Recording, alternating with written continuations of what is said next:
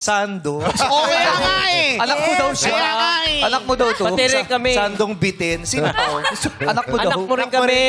Paano kita magiging anak? Hindi naman kita nilagay sa kunan, nilagay kita sa paso. Pero diniligan ko naman siya. Oo, syempre. Tao yan. Alagaan. Bunga, Kaya di ba? naman. Uy, ako din, anak mo ko. Yes. Siyang, please. Ayaw mo. Pinabla mo si Chang. Bakit? Siyang, please. Gusto ko yung sagot mo. Chang, please.